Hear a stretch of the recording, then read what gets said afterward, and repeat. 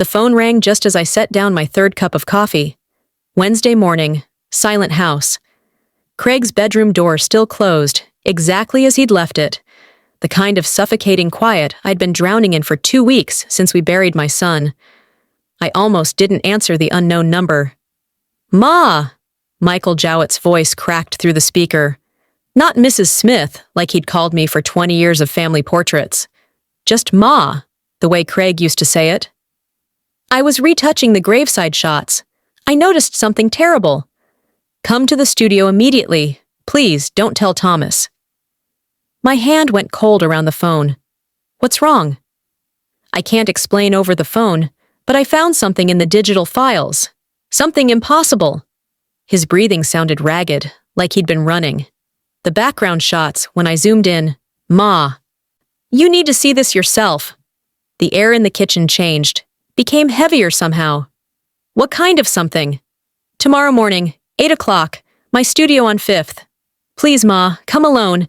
If Thomas knows you're coming..." He trailed off. "I'm not sure either of us is safe."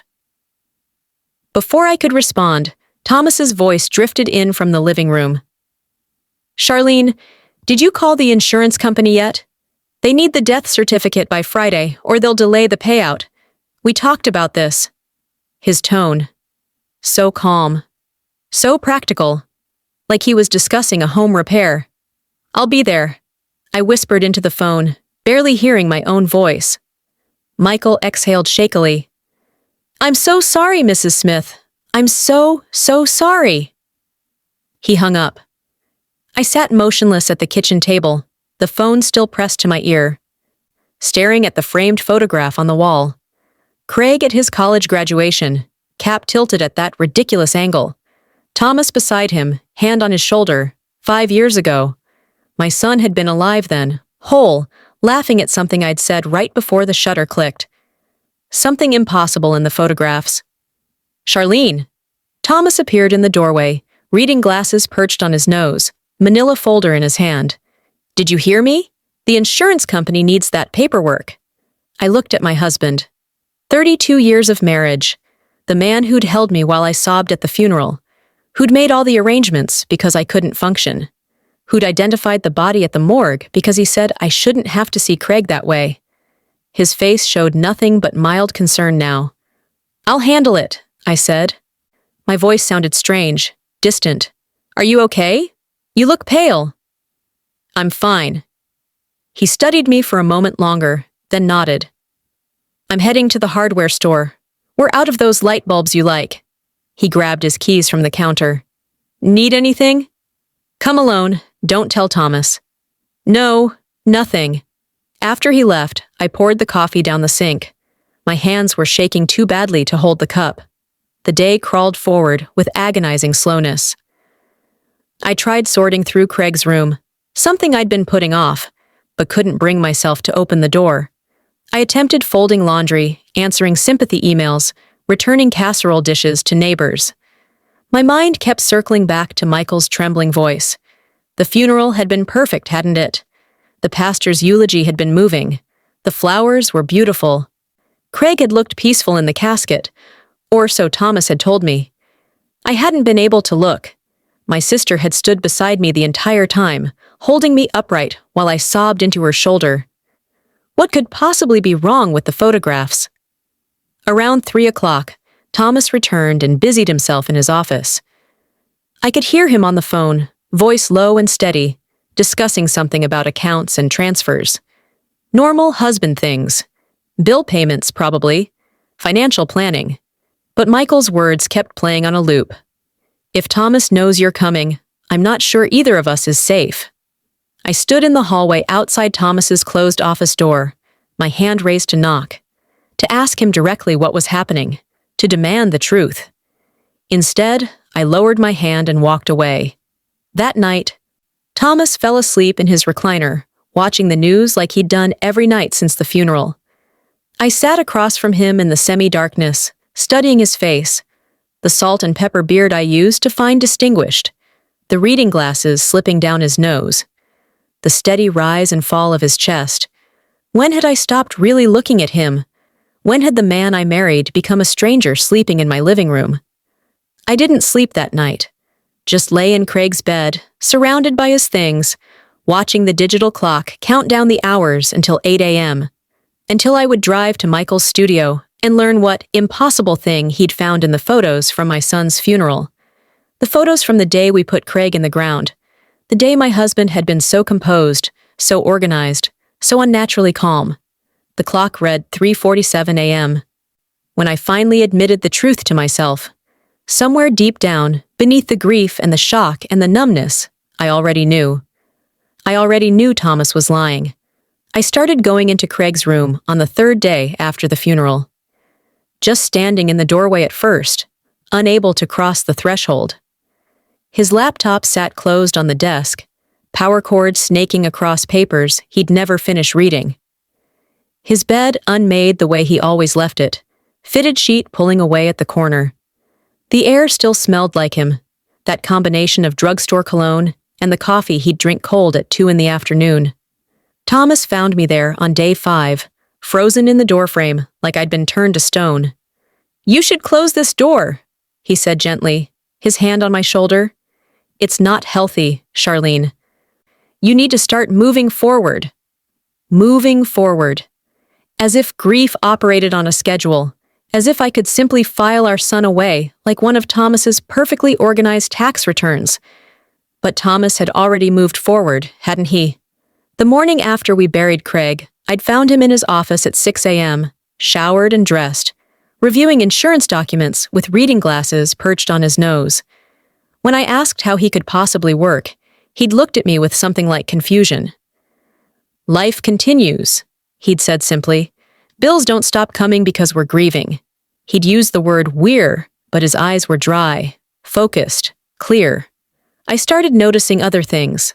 The way he'd taken over every conversation with visitors, steering them away from stories about Craig and toward practical matters, estate details, financial arrangements.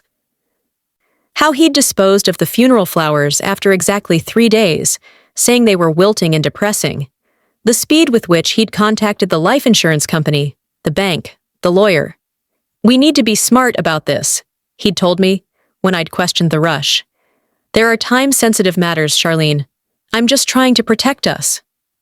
Protect us from what? I'd wanted to ask. From remembering our son existed? Now, 2 weeks later, Thomas moved through our house like a man checking items off an invisible list. Organized, efficient, unmoved. He slept soundly every night while I lay awake, replaying the last conversation I'd had with Craig. He ate full meals while I pushed food around my plate. He answered sympathy calls with composed gratitude while I locked myself in the bathroom to sob where he couldn't hear. "You're still in shock," my sister had said when I'd mentioned it. "Everyone grieves differently. Thomas is probably just compartmentalizing." But this wasn't compartmentalizing. This was something else. Something that made my skin crawl when I caught him staring at Craig's senior portrait in the hallway with an expression I couldn't quite read. Not sadness, not loss. Something closer to satisfaction. I'd pushed the thought away immediately, horrified at myself. This was Thomas, my husband of 32 years, Craig's father, the man who'd coached Little League and taught our son to drive and walked him through his first heartbreak. The man who'd identified our son's body at the morgue because he said I was too fragile to handle it. Standing in Craig's doorway now, watching dust motes drift through afternoon light. Michael Jowett's words echoed in my skull. "Something impossible. Come alone. Don't tell Thomas." I looked down the hallway toward Thomas's closed office door. And for the first time in 3 decades, I was afraid of what I might find on the other side. Michael's studio occupied the second floor of a brick building on 5th Street, sandwiched between a vintage bookstore and a coffee shop that wasn't open yet. I'd been here dozens of times over the years. Birthday portraits, graduation photos, that awkward family session where Craig had refused to smile because he'd just gotten braces. The stairs creaked the same way they always had, but this morning every sound felt amplified, threatening. Michael opened the door before I could knock. His face looked hollowed out, like he hadn't slept in days. Gray stubble shadowed his jaw. His usually meticulous dress shirt was wrinkled. "Thank you for coming," he said, glancing past me toward the stairs. "You weren't followed?" "Followed? Michael, what?" "Come inside, please." The studio's main room was dark, except for the glow of his computer monitors. 3 large screens arranged across his desk, all displaying the same image. The funeral, the graveside service. I could see myself in the photo, collapsed against my sister, face buried in her shoulder. "I've been retouching the full ceremony shots," Michael said, his voice tight. "For the memorial album you ordered. I always zoom in on the backgrounds, check for distractions, clean up anything that takes away from the moment." He moved to the center monitor. "This one I took right as the pastor was giving the final blessing. You see here?" His finger hovered over the crowd gathered at the edges of the frame. I leaned closer. Mourners in black. Some I recognized. Some I didn't. "I don't understand what I'm looking at." Michael's hand shook as he worked the mouse, zooming into the background, past the mourners, past the oak trees, to where the cemetery groundskeepers stood at a respectful distance, waiting to complete their work. The image pixelated, then sharpened as the software enhanced the resolution. My breath stopped. One of the groundskeepers stood slightly apart from the others, his face turned 3/4 toward the camera. Navy blue work uniform, dirt on his boots, baseball cap pulled low. But not low enough. Not low enough to hide the scar above his left eyebrow. The one Craig had gotten when he was 12, falling off his bike in our driveway. "No," the word came out strangled.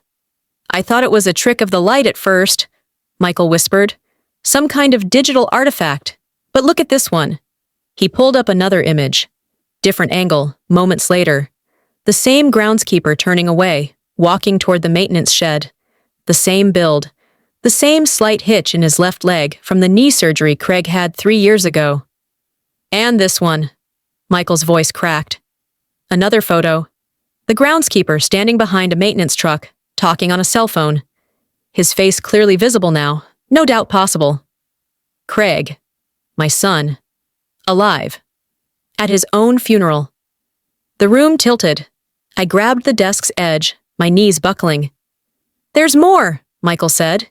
"In this sequence." He pulled up 4 photos in rapid succession, like frames from a film. The groundskeeper walking away from the service, meeting someone at the cemetery's access road, someone in a dark suit who kept his back to the camera. Someone with Thomas's distinctive silver watch catching the sunlight. Someone with Thomas's exact build and posture.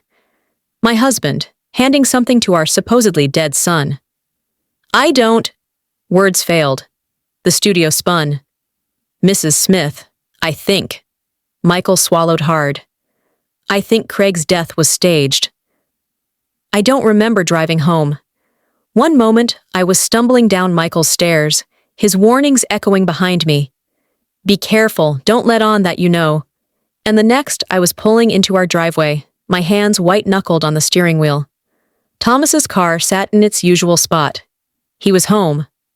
The man who'd stood at our son's graveside and delivered a eulogy that made everyone weep. The man who'd held my hand as they lowered the casket into the ground. The man who'd met with Craig at the cemetery's edge while I sobbed 20 yards away. I sat in the car for 10 minutes, practicing breathing. Practicing the face I'd need to wear. The face of a grieving mother who didn't know her son was alive. Who didn't know her husband had orchestrated the entire thing. Inside, Thomas stood at the stove, stirring something in a pot. He'd put on an apron, the one Craig had given him as a joke. "World's okayest dad," printed across the front. "There you are," he said without turning. "I was starting to worry. Where'd you go so early?"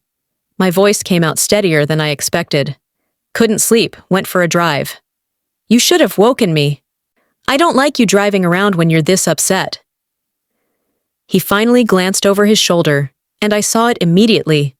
The way his eyes skated across my face without quite landing. The way they focused on my hairline, my chin, anywhere but direct eye contact. "I made soup, your mother's recipe," Thought it might help. He was using my dead mother's recipe to comfort me about our not dead son. I pulled out a chair, my legs threatening to give out. That's thoughtful. It's what we do, right? He ladled soup into bowls, movements precise and careful. We take care of each other, especially now.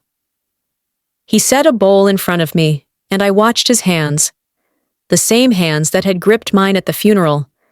The same hands that had signed the death certificate, made the arrangements, fielded the calls.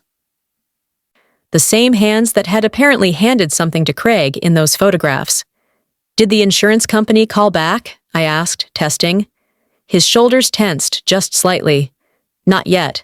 These things take time, but they will.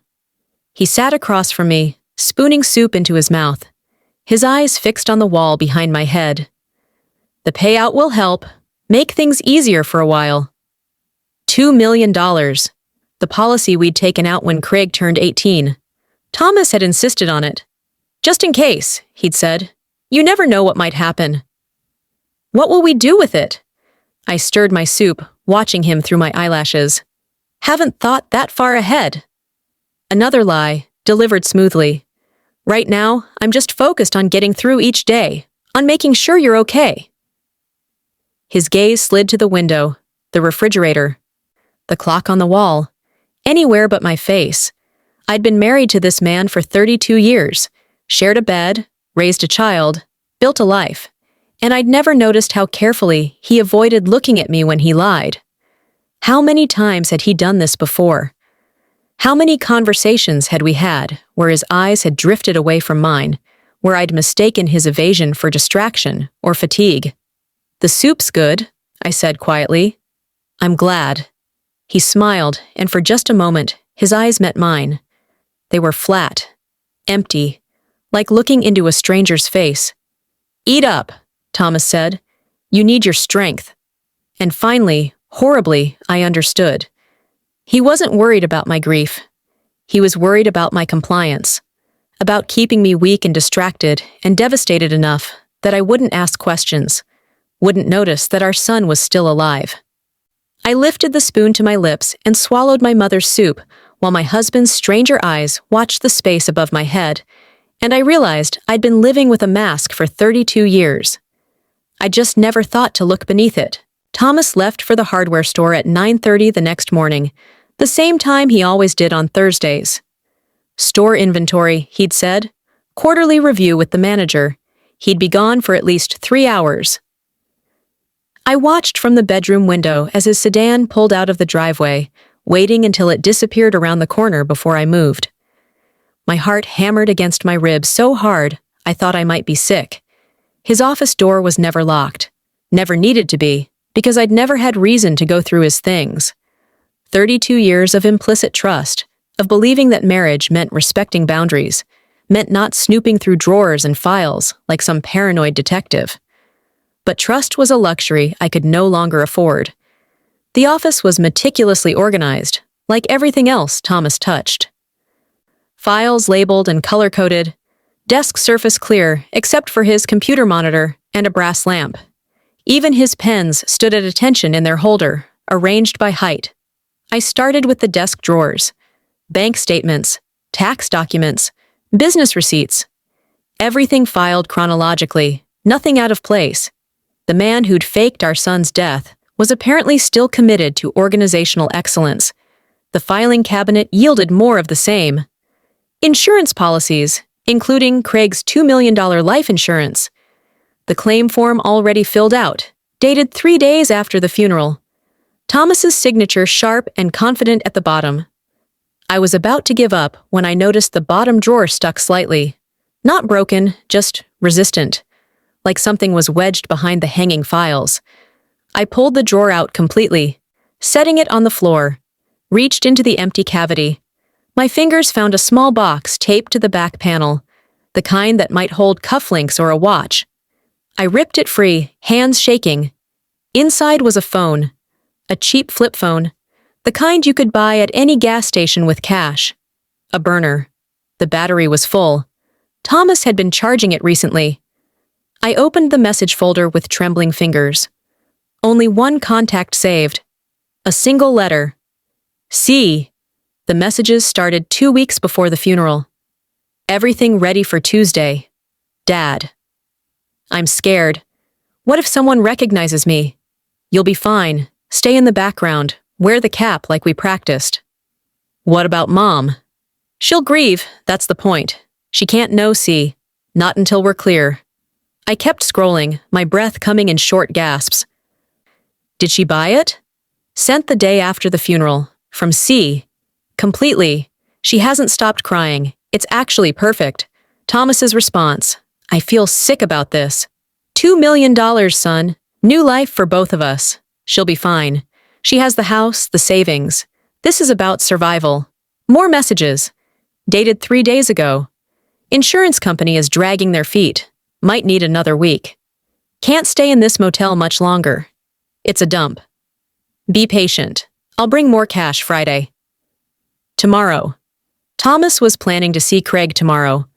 The last message had come through this morning, while I'd been pretending to eat breakfast, while Thomas had been buttering his toast and asking if I wanted more coffee. Need to talk. This photographer situation. Did you handle it? What photographer situation? Craig's response. Sent 20 minutes ago. No reply yet from Thomas. Because Thomas had been sitting across from me, stirring sugar into his coffee, asking about my plans for the day with those flat, empty eyes. The photographer situation. Michael. I dropped the phone back into the box, my hands ice cold. Thomas knew I'd gone to see Michael. Or he suspected. And now he was asking Craig if he'd handled it. Like Michael was a problem that needed solving. Like I was a problem that needed managing. I put everything back exactly as I'd found it. The box taped behind the drawer sliding into place. My body moved on autopilot while my mind raced. Thomas would be home in 2 hours, and I needed to figure out what to do before my husband decided his grieving wife had become too much of a liability. The county coroner's office sat in a gray concrete building behind the courthouse, the kind of place designed to be forgettable. I'd never been here before. Thomas had handled everything. Identified the body, signed the paperwork, made the arrangements with the funeral home. He'd insisted I shouldn't have to see Craig that way, that he'd spare me the trauma. Now I understood. He hadn't been protecting me. He'd been protecting the lie. The receptionist looked up from her computer as I entered. Middle-aged woman with kind eyes and a name tag that read, Gloria. Can I help you? My voice came out smaller than I'd intended. I need to speak with someone about my son. Craig Edward Smith. The word caught in my throat. He died 3 weeks ago. Gloria's expression softened immediately. I'm so sorry for your loss. Are you here for records? I need to understand the identification process. My husband handled everything, but I clutched my purse tighter. I need to see the paperwork. I need to know what happened. She studied me for a moment, and I wondered what she saw. A grieving mother looking for closure? Or a woman who'd started to suspect the unthinkable? Let me get Dr. Reeves. He handled that case. One moment. Dr. Reeves was younger than I expected. Maybe 40, with wire-rimmed glasses and the careful manner of someone who dealt with tragedy daily. He led me to a small consultation room with beige walls and a box of tissues on the table. Mrs. Smith, he said gently, pulling Craig's file from a stack. What questions can I answer for you? The identification, my husband said. I steadied my breath. Can you walk me through exactly what happened? He opened the file, scanning the pages. Your husband came in on the evening of July 7th. The body had been brought in that afternoon from the accident scene on Highway 60. Single vehicle collision, very severe trauma. Your husband made a visual identification and signed the necessary forms. Visual identification? My pulse quickened. Not dental records or fingerprints? Dr. Reeves shifted in his chair. In cases where family can make a positive ID, and when the deceased's identity isn't in question, we don't always require additional verification. It's more traumatic for families, and in this case, your husband was very certain. He paused. He seemed eager to expedite the process, actually. said you were too fragile for any delays, that he wanted to protect you from additional suffering. How long was he with the body? According to the log, approximately 8 minutes. 8 minutes. 8 minutes to identify a son he'd raised for 28 years. To confirm that a mangled body was definitely Craig. To sign away any need for dental records or DNA verification.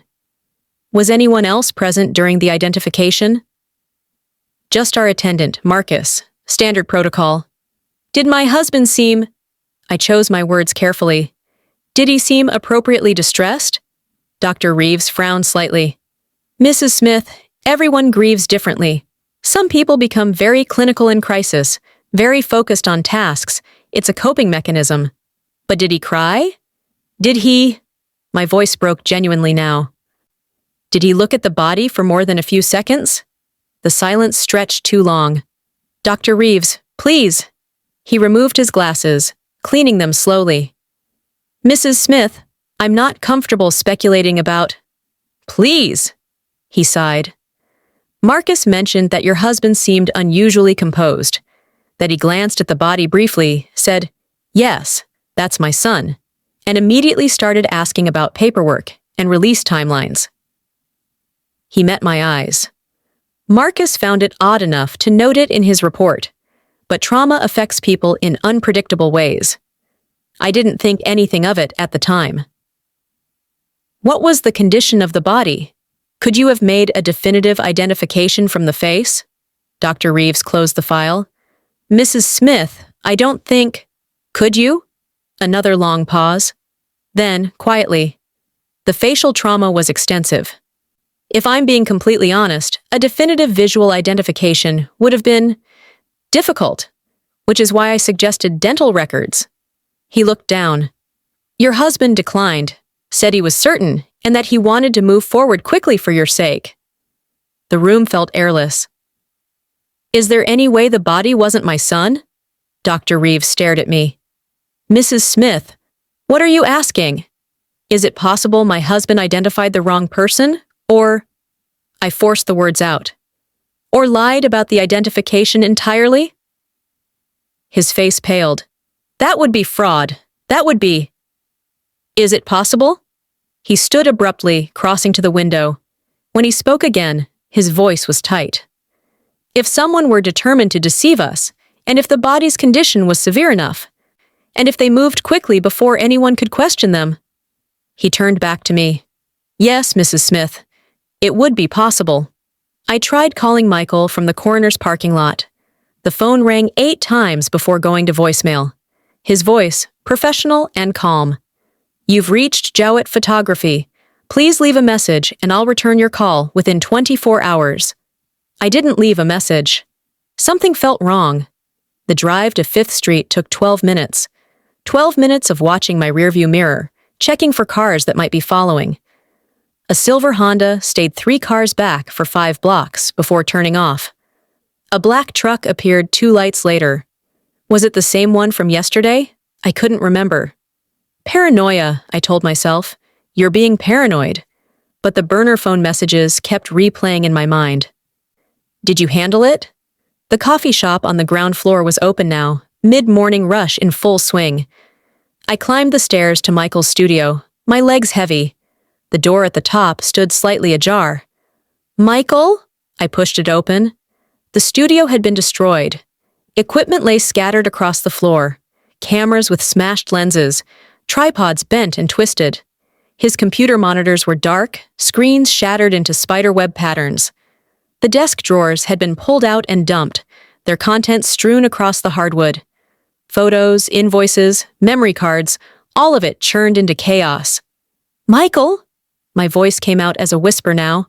The back room door hung open. I forced myself to look inside. His dark room, the small space where he still processed film for clients who wanted that vintage aesthetic.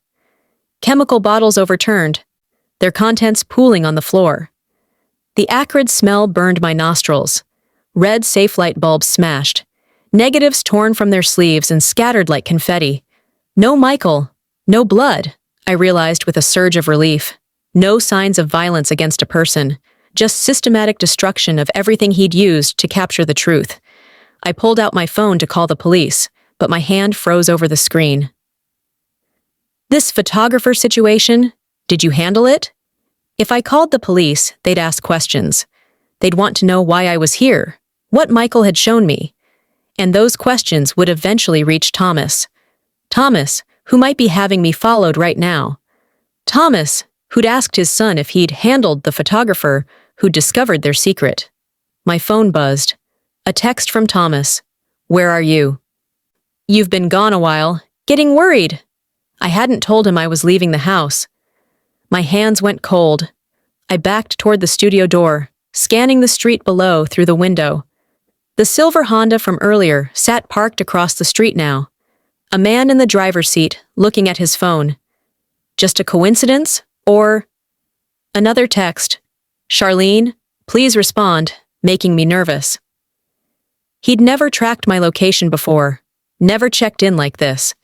In 32 years of marriage, Thomas had given me complete freedom, had never questioned where I went or when I'd be home, except now. Now that I knew. I typed back with shaking fingers. Running errands. Be home soon. The 3 dots appeared immediately. He was watching his phone, waiting for my response. What kind of errands?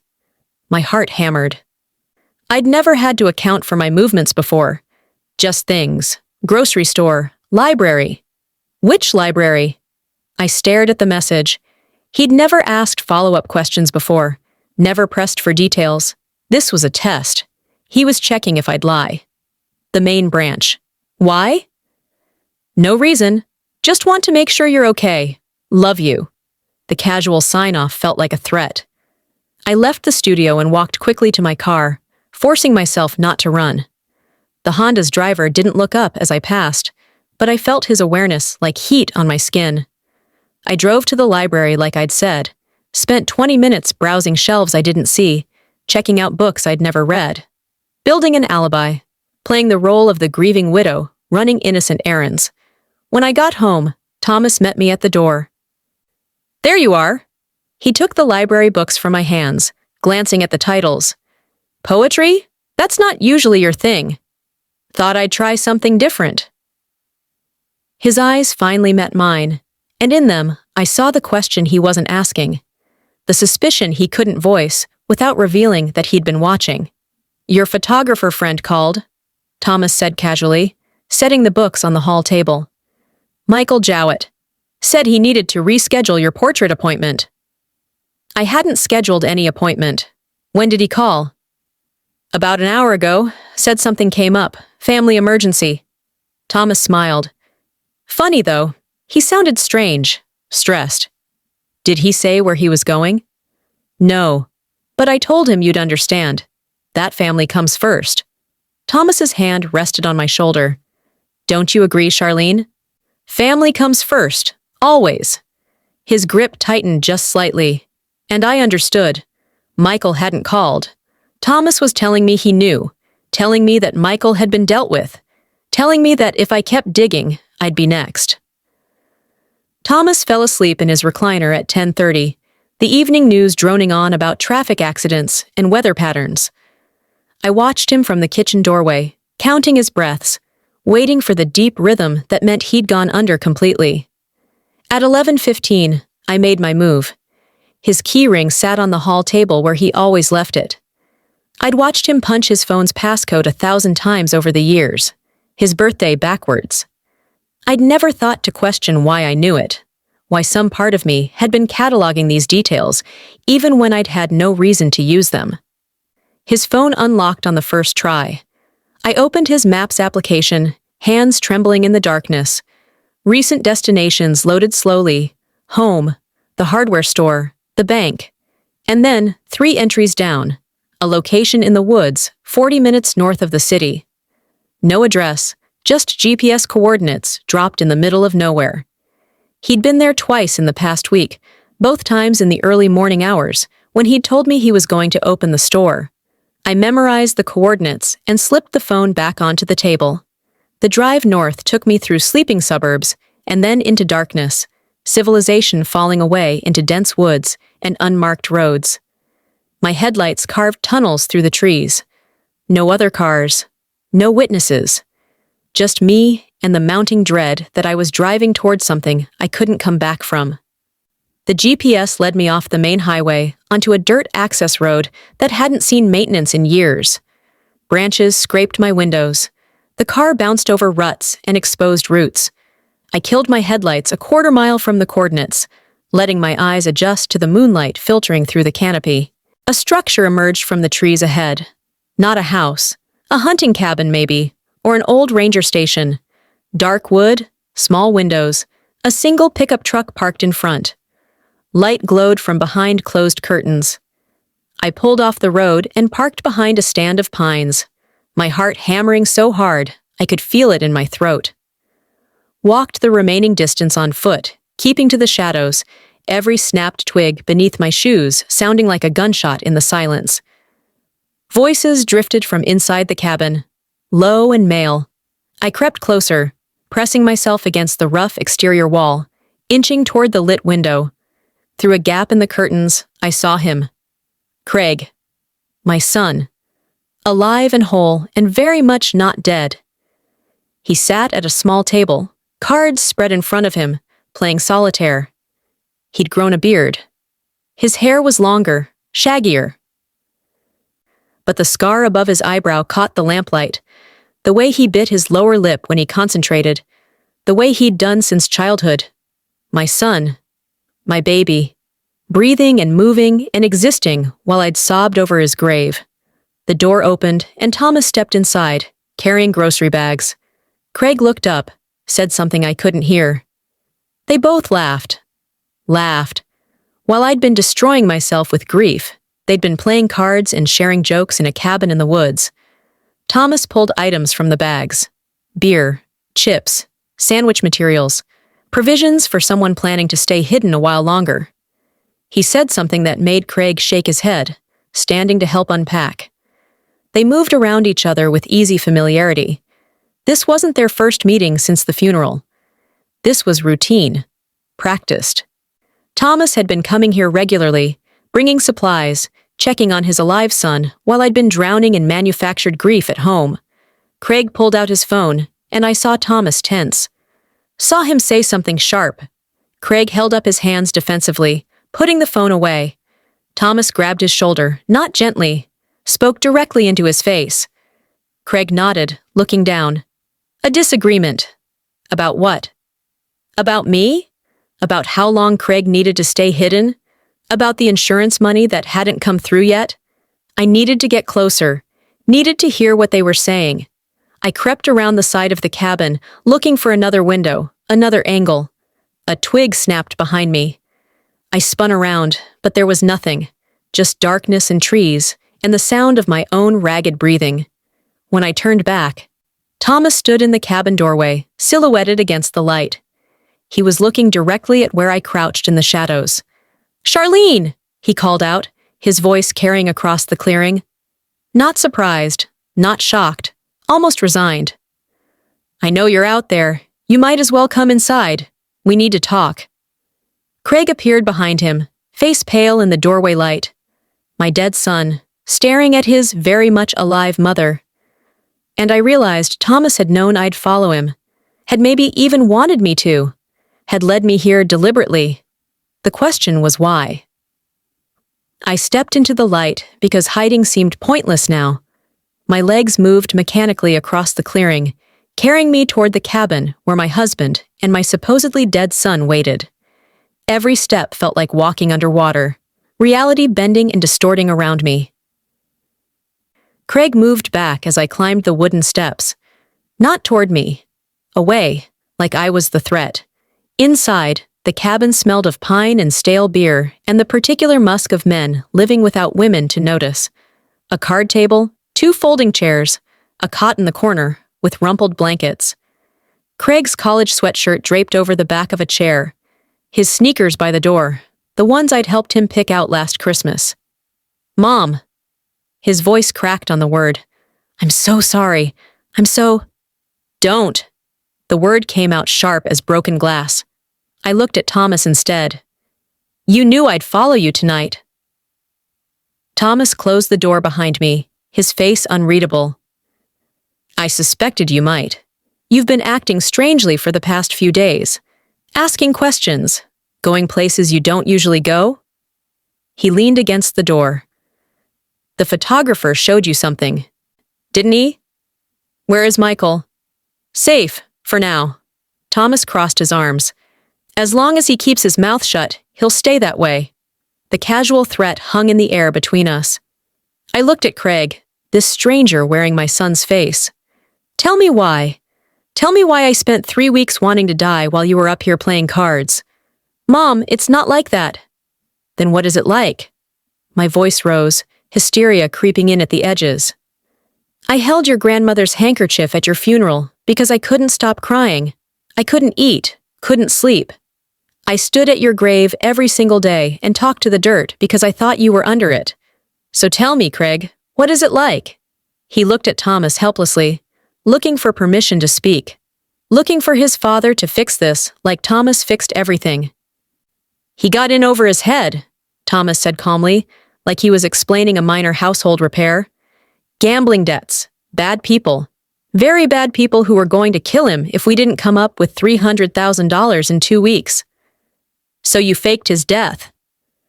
I saved his life. Thomas moved to stand beside Craig, his hand on our son's shoulder, protective, united. The insurance policy was the only way to get that kind of money quickly. Craig disappears, we collect, pay off the debt, and he starts over somewhere new. Clean slate. And me? My voice sounded hollow. What was I in this plan? Thomas finally had the decency to look uncomfortable. You're a terrible liar, Charlene. You always have been. If you'd known, you would have given it away somehow. The investigators, the funeral director, the insurance adjusters, they all needed to believe it was real. He stepped toward me. Your grief made it convincing. You used me. I protected this family. His voice hardened. You think I wanted to watch you fall apart? You think that was easy for me? You seem to manage just fine, I said bitterly. Eating full meals, sleeping soundly, making your mother's soup recipe while I wanted to crawl into the ground with our son. Craig flinched. Mom, please! Don't call me that. I turned on him. You let me bury an empty casket. You stood 20 yards away, dressed as a groundskeeper, and watched me collapse. Watched your aunt hold me up because I couldn't stand on my own. Tears burned hot down my face now. You watched me break, Craig. Both of you watched me shatter into pieces. And you did nothing. We had no choice, Thomas insisted. You had a choice. The words exploded out of me. You could have told me the truth. You could have trusted me. We could have figured this out together, like a family, instead of... I gestured at the cabin, at the two of them standing shoulder to shoulder against me. Instead of this. Instead of you two playing your secret games while I mourned alone. Thomas and Craig exchanged a look. A whole conversation in a glance. The kind of silent communication that comes from conspiracy, from shared secrets, from being on the same side. And I understood. I'd never been on their side, not really. I'd been a prop in their production, the grieving widow and mother, whose authentic suffering sold the lie. The insurance money came through yesterday, Thomas said quietly. $2 million, deposited into an account only I can access. The way he said it, the weight behind those words, I was no longer useful. I'd served my purpose. And now I knew too much. The silence in the cabin stretched thin as wire. Thomas watched me with those flat, calculating eyes. Craig stared at his shoes like a child waiting for punishment. Neither of them moved to comfort me. Neither of them reached out. They were waiting to see what I'd do, what problem I'd become. The insurance money, I said slowly, piecing it together. $2 million in an account only you can access, not a joint account. Thomas shifted his weight. It's complicated. There are legal considerations. Once everything settles, Craig disappears to start his new life. And what happens to me, Thomas? Do I get to keep grieving in our house while you slowly drain our savings to fund his fresh start? I stepped closer. Or was there another plan? One where the grieving widow becomes too depressed, too unstable? Maybe has an accident of her own? Jesus, Mom! Craig's face went pale. We would never. Wouldn't you? I looked at my son. You already let me bury you once. Thomas held up his hands, placating. Nobody's having any accidents. Charlene, you're upset. You're not thinking clearly. But we can work this out. We're family. Family? The word tasted like poison. You don't use family the way you used me. I did what I had to do to save our son. Thomas's voice turned hard. And if you'd been thinking rationally instead of emotionally, you would have done the same thing. But you're not built for the difficult decisions. Charlene, you never have been. That's why I handle the money, the planning, the real problems. That's why I had to do this without you. There it was. The truth beneath 32 years of marriage. Thomas had never seen me as a partner. I'd been another thing to manage. Another piece to move around his board. You're right, I said quietly. I'm not built for difficult decisions. Which is why I did something very stupid this afternoon. Thomas frowned. What did you do? I went to the bank, transferred half of our savings account into an account in my name only, $43,000. I pulled my phone from my pocket. And I contacted Craig's debt collectors, the ones he supposedly owed $300,000. Funny thing, they'd never heard of him. Craig's face confirmed it before he could speak. The debt had been a lie. Or inflated. Another manipulation. I also spoke with a lawyer, I continued, my voice steady now. Explained that I had evidence my husband and son staged a death to commit insurance fraud. The lawyer was very interested, said it's a federal crime. 10 to 20 years. Thomas took a step toward me. You wouldn't. I already have. I held up my phone. I recorded this entire conversation. You admitting to the fraud. You threatening Michael. All of it. I wasn't recording. The phone sat dark in my palm. But they didn't know that. And I've sent copies to 3 different people with instructions to go to the police if anything happens to me. Mom, please! Craig's voice broke. I want the $2 million transferred to my personal account by noon tomorrow, I said. All of it. And then I want both of you to disappear. Permanently. Go start your new lives somewhere far away from me. That money is mine. I cut Thomas off. Payment for 3 weeks of hell. Payment for the life you stole from me. Payment for using my grief as a weapon. I moved toward the door. You taught me something tonight, Thomas. You taught me that family is just another word for the people you trust enough to destroy you. Thomas's jaw clenched. And if we don't transfer the money? Then I go to the police tomorrow morning. You both go to prison. The insurance company gets their $2 million back, and I get to be the victim I've actually been this whole time. I opened the door. Your choice, the money or your freedom. You won't do it, Thomas said. You'd lose everything. The house, the savings, your reputation.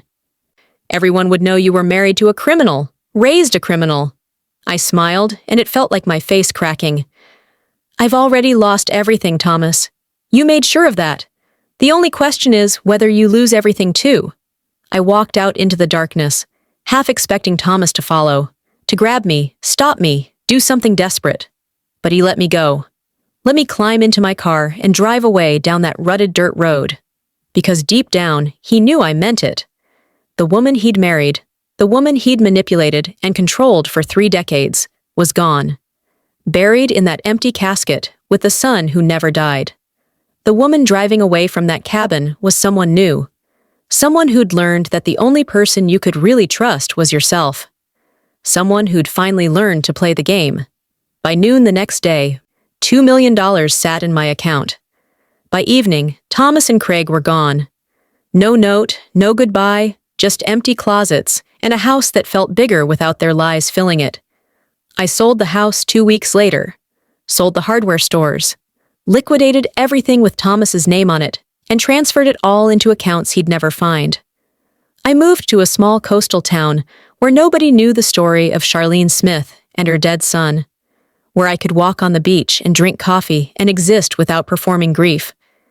Sometimes I wonder if Craig is alive somewhere, if he thinks about the mother he buried, if Thomas regrets teaching me exactly how ruthless family can be. But mostly, I don't think about them at all. I'm too busy living the life they tried to steal.